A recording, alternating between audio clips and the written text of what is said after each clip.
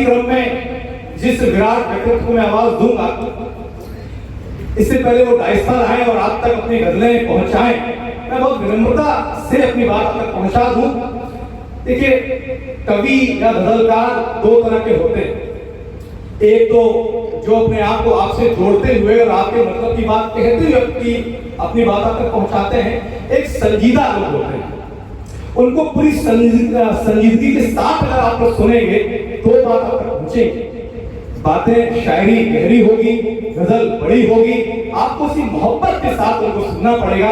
तो नाम बहुत बड़ा नाम है, झांसी, बुंदेलखंड, देश भर में गजल का कोई भी विद्यार्थी हो, वो उनको बहुत इज्जत के साथ उनका नाम लेता है, बहुत इज्जत के साथ उनको पढ़ता है और उतनी इज्जत के साथ उनको सुनता है। देश का हर छोटा बड़ा शायर उनकी इज्जत करता है। मैं बात कर रहा हूं जनाब राजकुमार अंजुम साहब की। जोरदार तालियों के साथ मैं चाहूंगा वो मंच तक आए और अपनी बात अब तक पहुंचाएं। जनाब राजकुमार अंजुम साहब।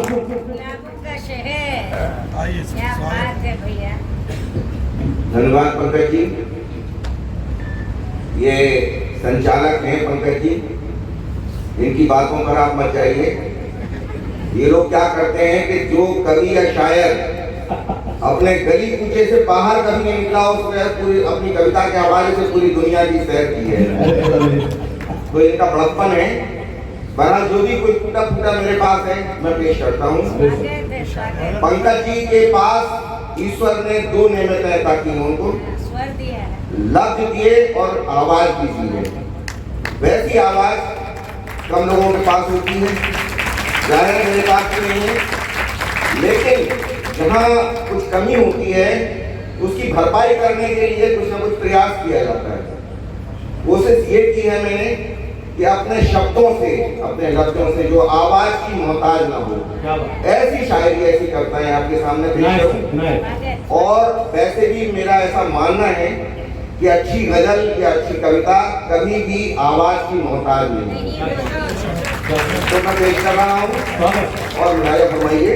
मुझे डॉक्टर साहब ने, के साहू साहब ने ये बताया था कि डॉक्टर रामकृष्ण राठौर साहब एक बहुत बड़ा नाम जो प्रिंसिपल है साहित्य कॉलेज के, तो वो बैठे हुए हैं और पूरे समय उन्होंने हम लोगों को दिया, बहुत बड़ी बात है।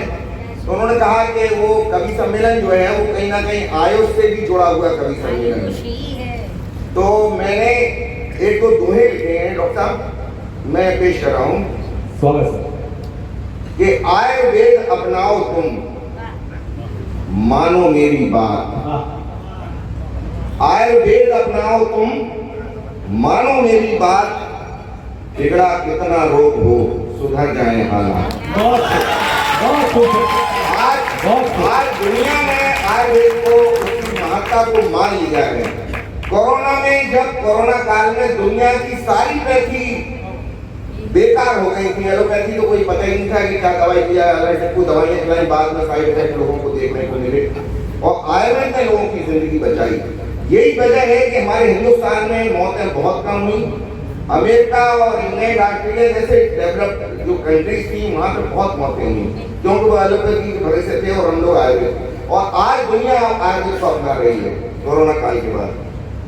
दो पंक्तियां और हैं कि दुनिया में फूले फले आयुर्वेद का नाम। क्या बात है भैया, बहुत दुनिया में फूले फले आयुर्वेद का नाम, इस पैथी से ही मिले स्थायी आराम।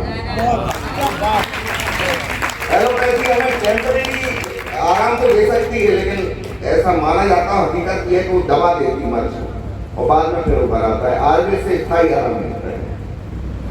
और अब मैं कुछ शेर टुकड़ा मैं पेश करना चाहता हूँ आपके सामने।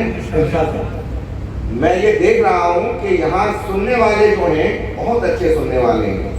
मैं तो डर रहा था जब पंकज जी ने ये कहा कि आयुर्वेद कॉलेज में कवि सम्मेलन है, तो मैंने कहा डॉक्टर लोग हैं, वो कविता को क्या समझेंगे, चले आप आइए तो बहुत अच्छा माहौल देंगे हम आपको। और मैंने महसूस किया कि वाकई बहुत अच्छा माहौल है। आप जैसे श्रोता अगर मिल जाए तो गया बीता भी कभी अगर कोई होगा तो कवि सम्मेलन सफल हो जाएगा। और ये कोई कवि सम्मेलन भी नहीं है, मैं तो कवि सम्मेलन नहीं मान रहा हूँ। हमारे भूपेंद्र पुष्पी जी ने अभिलाष पंकज ने जैसे कविता उन्होंने एक उनका जो कविता आधार है, कविता संसार है कविता, ये वो कविताएं हैं जो हर मंच पे नहीं पढ़ी जाती, समझदार श्रोताओं में पढ़ी जाती हैं। तो आप लोगों ने उन पर भी जिस तरह से उत्साह दिखाया है वो समझ में आता है कि आप लोग कितने गुणी श्रोता हैं। मैं भी उम्मीद करता हूँ कि मुझे दीदी बैठी हुई हमारी दीदी मैं आयुर्वेद है ये। जी जी ये आयुर्वेद है बिल्कुल, मैं भी उम्मीद कर रहा हूँ कि थोड़ा बहुत मुझे भी प्यार आपका मिले। स्वागत है सर।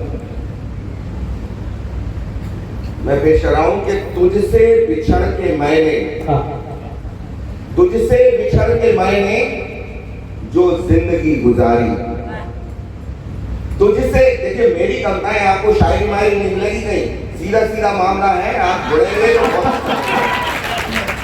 तो शायरी मत ढूंढिए आप, कि तुझसे बिछड़ के मैंने जो जिंदगी गुजारी, उसका था एक एक लम्हा एक एक सदी पे भारी। जिन्होंने बिछड़ के जिंदगी गुजारी होगी वो इस बात को समझ सकते हैं।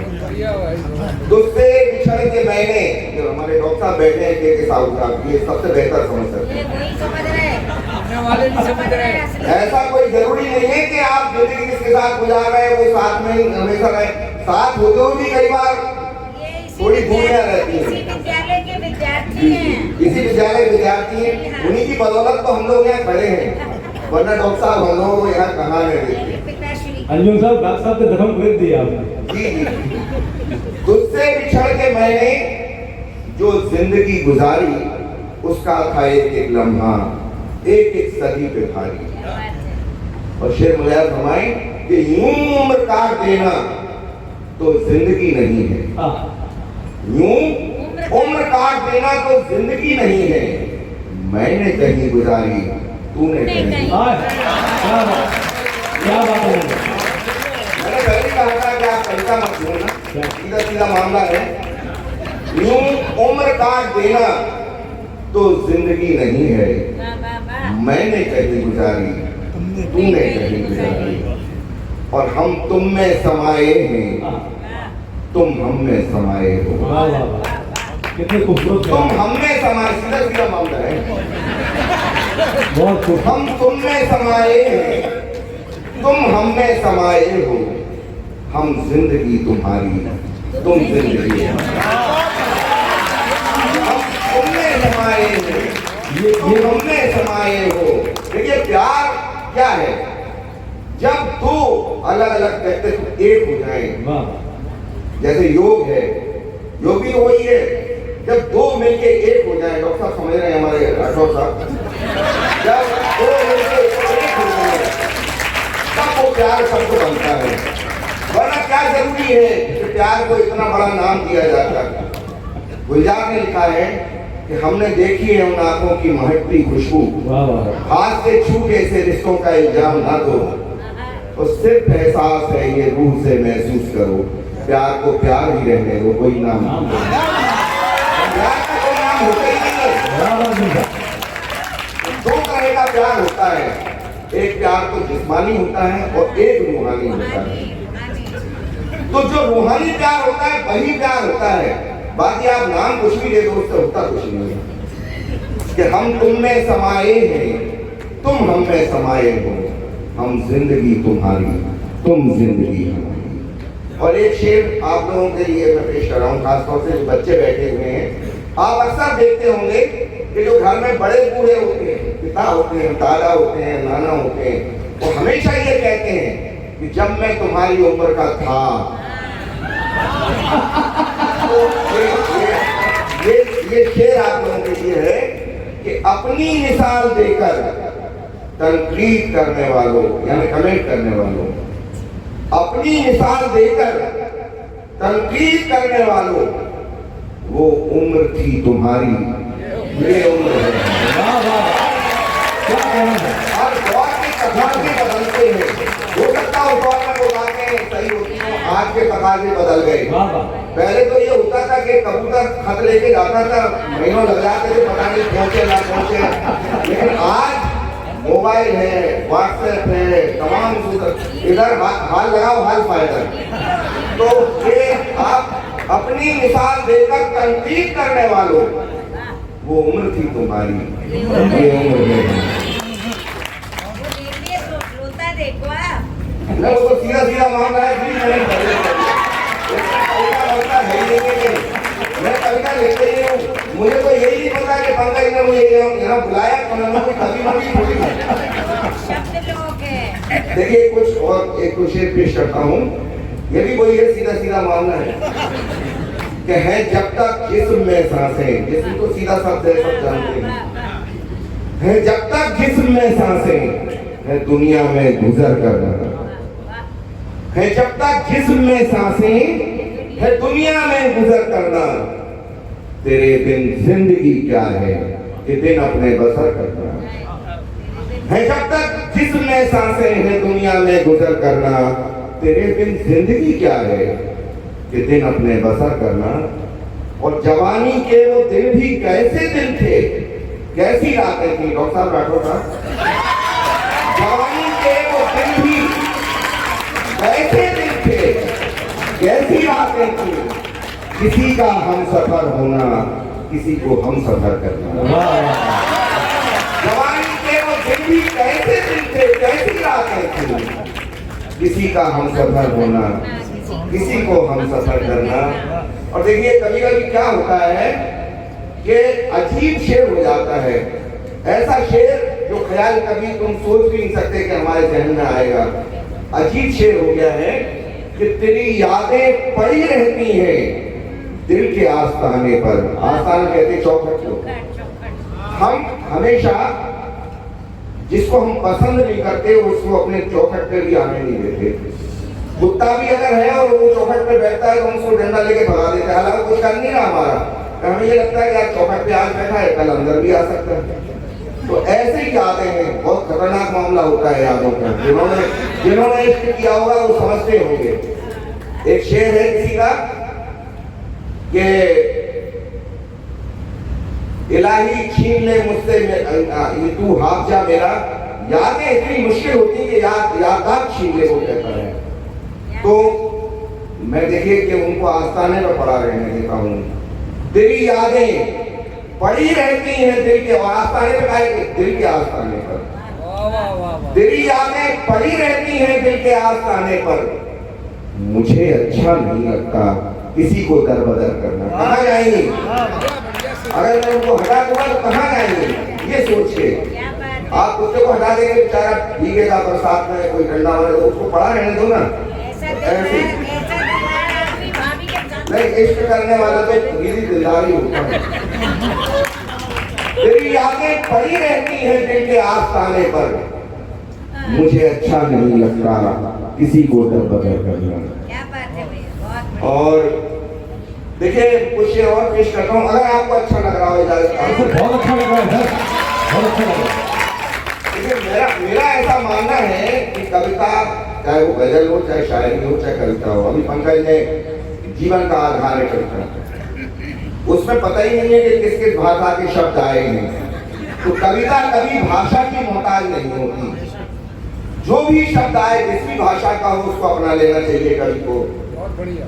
तो मैंने भी कोशिश की है, गजल है, गजल का फॉर्मेट उर्दू का होता है, लेकिन आजकल ऐसी उर्दू, अगर कोई पढ़े गजल को, उर्दू की गजल को, तो हमारे जो बच्चे बैठे हैं इनकी जब समझ में नहीं आएगा तो इनको हो सकता है ऐसा लगे कि ये कहीं गालियां तो नहीं बक रहा हम लोगों को। ये है आज का मामला। कॉन्वेंटेड बच्चे हैं, वो हिंदी ठीक से नहीं समझते तो उर्दू कहाँ समझ लेंगे। तो मैंने एक ऐसी गजल और आज ही लिखी है। जब पंकज ने कहा, मैं डरा हुआ था कि आयुर्वेदिक कॉलेज में सुनाना है और डॉक्टरों के बीच में सुनाना है, तो डॉक्टर कविता को, शायरी को क्या समझेंगे। तो मैंने एक नई रचना बिल्कुल लिखी है, नई गजल है, और उसमें कहीं हिंदी का भी शब्द आ गया, कहीं अंग्रेजी का भी आ गया, कहीं उर्दू का भी आ गया। लेकिन मेरा ये दावा है और वादा भी है कि समझ में सब आ जाएंगे आपको। आप लोग बहुत सुधी श्रोता है, मैं समझ चुका हूँ। देखिए गजल की पहली दो पंक्तियां जिसको मतला कहते हैं वो मैं पेश कर रहा हूँ कि परंपरा ही नहीं है ऐसी, परंपरा ही नहीं है ऐसी, वफा का बदला वफा नहीं है। कभी नहीं मिलता वफा का बदला।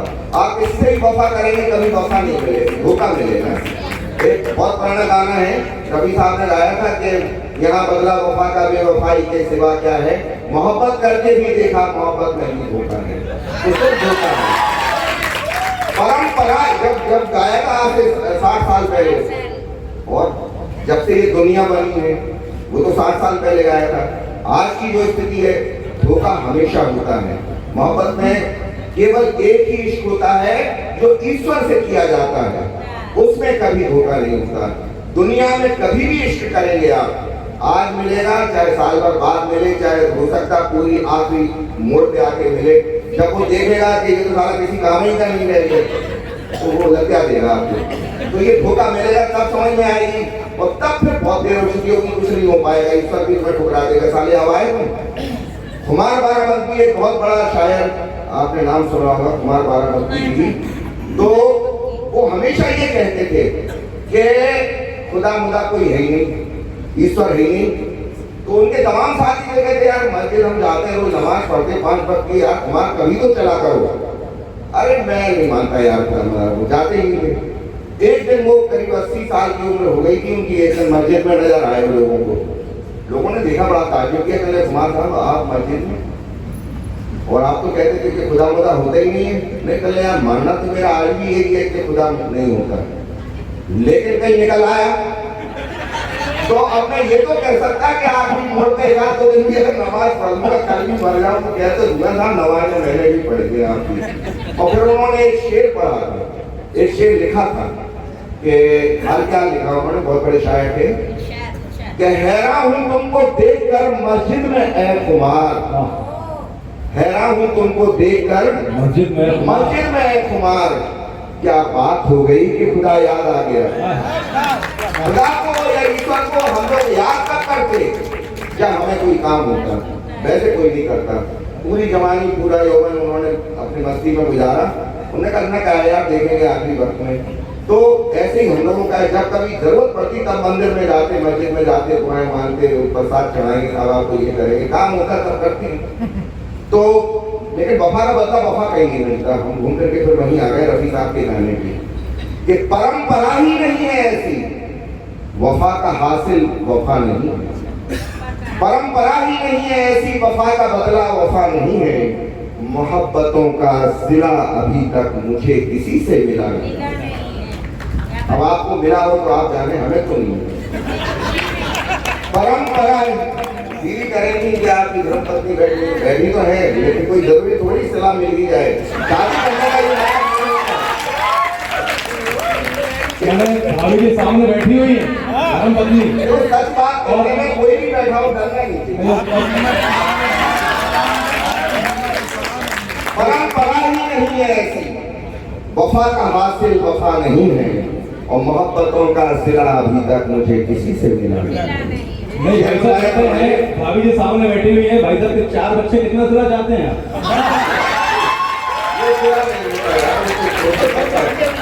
वो तो चिड़िया है, पक्षी है, सबके उसके बच्चे।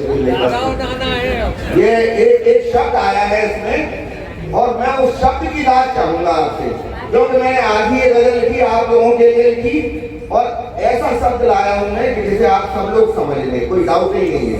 तो वो मैं पेश कर रहा हूँ शेर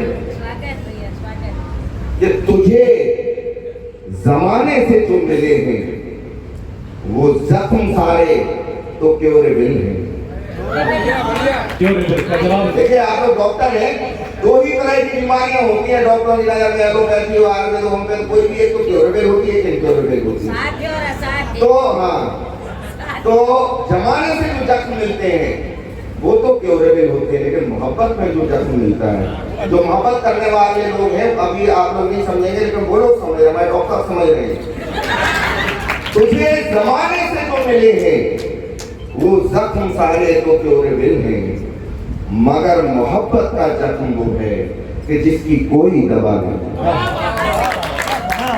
तुझे जमाने से जो मिले हैं उसकी कोई दवा नहीं है। तुझे जमाने से जो मिले हैं वो जख्म सारे तो क्योरेबल हैं, मगर मोहब्बत का जख्म वो है कि जिसकी कोई दवा नहीं। शेर जो है सुनिए कि इबादतों की तरह से मैंने इबादतों की तरह इबादतों की बीवी सबसे अच्छा समझ रही है। इबादतों की तरह से मैंने तुम्ही को चाहा, तुम्ही को पूजा। इबादतों की तरह से मैंने तुम्ही को चाहा। अब ये शेर ऐसा है कि ये शंका पैदा करने वाला शेर है। हो सकता है मेरी घर पत्नी यहाँ बैठी हुई है, तो इसलिए मैं ये शेर उन्हीं की नजर कर देता हूँ। सुरक्षा इसी में है, सुरक्षा इसी में मैं है। घर भी बना दी। इबादतों की तरह से मैंने तुम्ही को चाहा, तुम्ही को पूजा। मेरी देख के बोल दीजिए। इबादतों की तरह से मैंने तुम्ही को चाहा, तुम्ही को पूजा। यकीन कर लो सिवा तुम्हारे मेरा कोई भी खुदा नहीं। इबादतों की तरह से मैंने तुम्ही को चाहा, तुम्ही को पूजा। यकीन कर लो सिवा तुम्हारे मेरा कोई भी खुदा नहीं। और बिछड़ ही जाता है हर मुसाफिर मोहब्बतों का कहीं सफर में। जो मोहब्बतों के मुसाफिर हैं आखिरी मंजिल तक कभी साथ नहीं रह पाते। या तो मर जाएगा एक आदमी बीच में, या अरे कुछ ना कुछ हो जाएगा, बिछड़ जाएगा, धोखा दे जाएगा, कहीं और किसी के साथ चला जाएगा। लेकिन मोहब्बत की हकीकत है कि साथ आखिरी मंजिल तक किसी का नहीं होता। दीदी कभी हो सकता, आप बताओ, आपसे बेहतर कोई नहीं बता सकता। अध्यात्म में भी आपकी बहुत रुचि है, मुझे मालूम है। अंजुम साहब जय हिंद कह रहे हैं कि आशिक कहीं मर जाएगा, कहीं नीलेटर में भर दिया जाएगा। बता रहे हैं।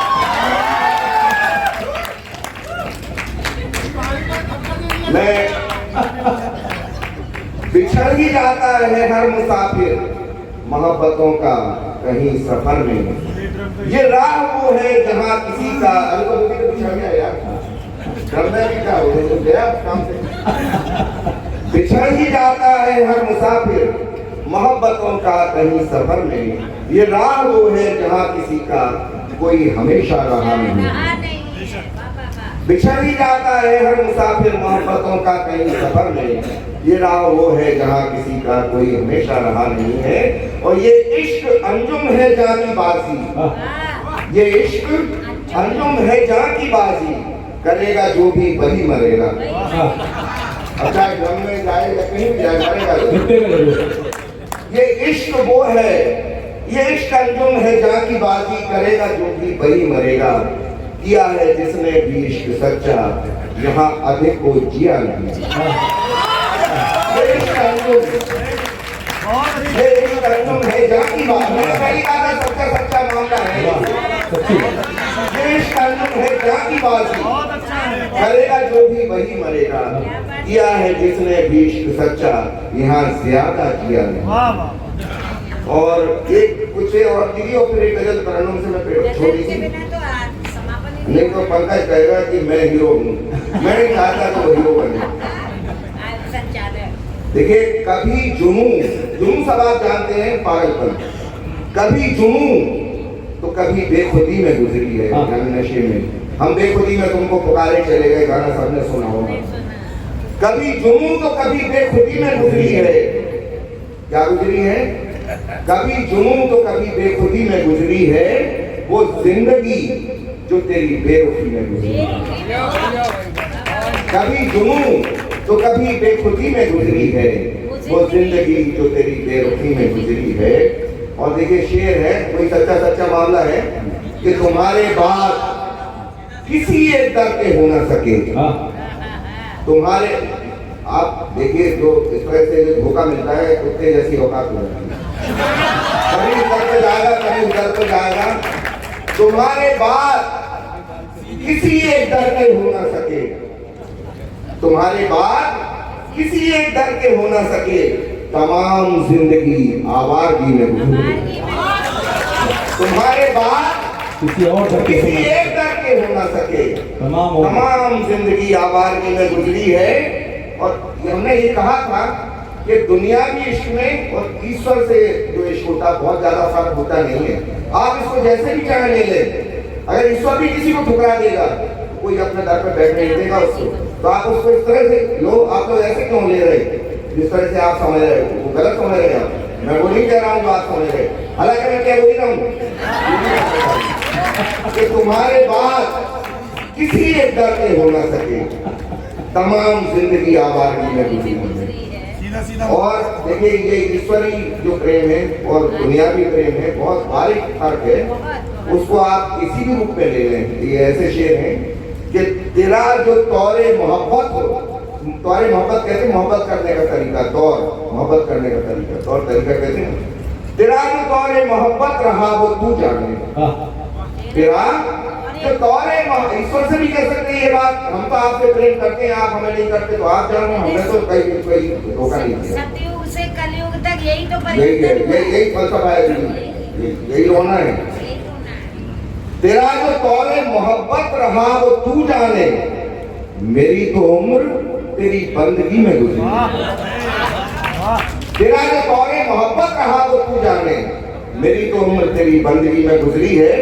और एक ऐसी स्थिति आती है कुछ भी अच्छा नहीं लगता दुनिया में। शाहजहां जब मुमताज की डेथ हुई थी 1 महीने कमरे में बंद कर दिया था, कभी बाहर नहीं निकला था 1 महीने तक। बड़ी मुश्किल से लोगों ने निकाला उसको कि तुम्हारे बाद ये सूरज कभी नहीं निकला, तुम्हारे बाद ये सूरज कभी नहीं निकला, जो उम्र गुजरी है वो तीरगी में गुजरी है। तीरगी मतलब अंधेरे में। तुम्हारे बाद ये सूरज कभी नहीं निकला, जो उम्र गुजरी है वो तीरगी में गुजरी है। और आखिरी शेर के रखा है हमने गजल के चिराग को रोशन, रखा है हमने गजल के चिराग को रोशन, हमारी उम्र इसी शायरी में गुजरी है। और 2-4 शेर में तरन्नुम से पेश करके अपनी जगह दूंगा। मुलायम फरमाइए। आज पेनल्टी के साथ कल की तैयारी करना है। दीदी ये गजल के कुछ शेर पेश कर रहा हूँ आखिरी। जब से हम तेरा प्यार खो बैठे, जब से हम तेरा प्यार खो बैठे, जब से हम तेरा प्यार खो बैठे, जिंदगी की बहार खो बैठे। ये हकीकत है, जिसने भोगा होगा वो समझ सकता है, और जो नहीं भोगा होगा वो आगे समझ में आ जाएगा उसको। जब से हम तेरा प्यार खो बैठे, जब से हम तेरा प्यार खो बैठे, जिंदगी की बहार खो बैठे।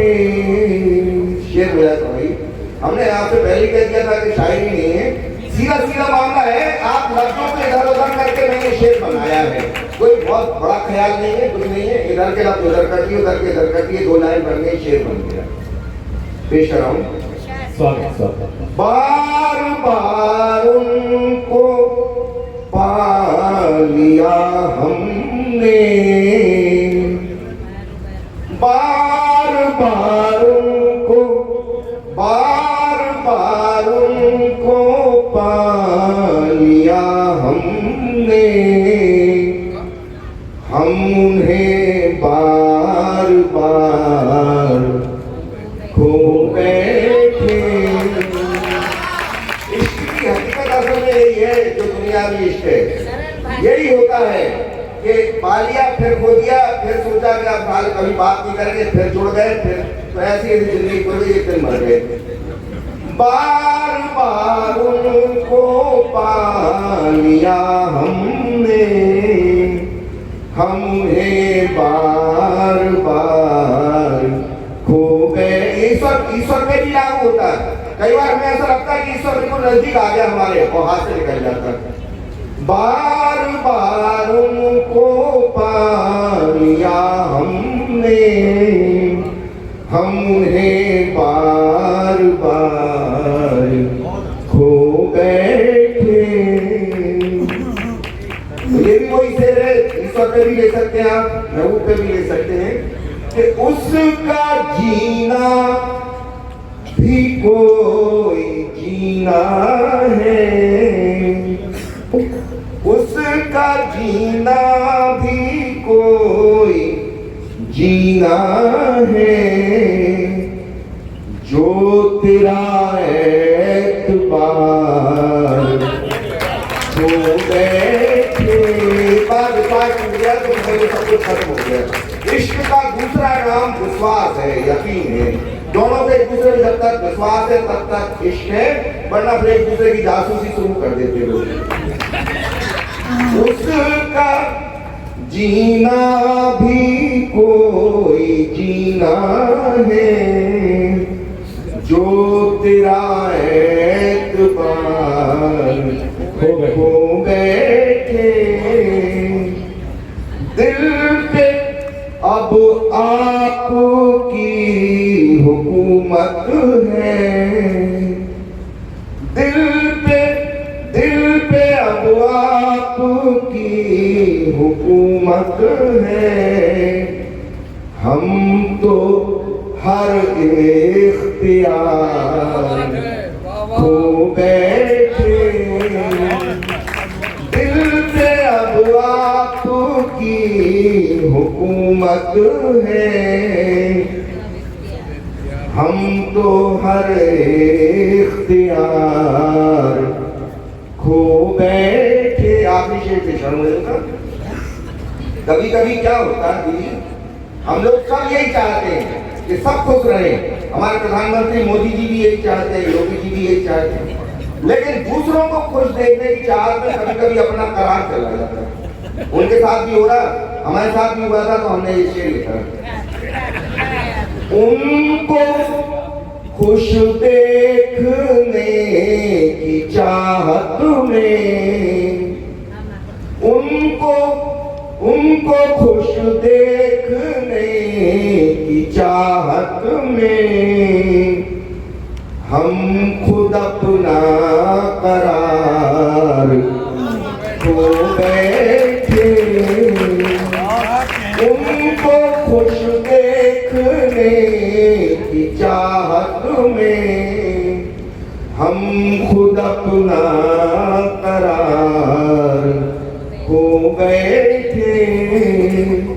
जब से हम तेरा प्यार खो बैठे, जिंदगी की बहार खो बैठे।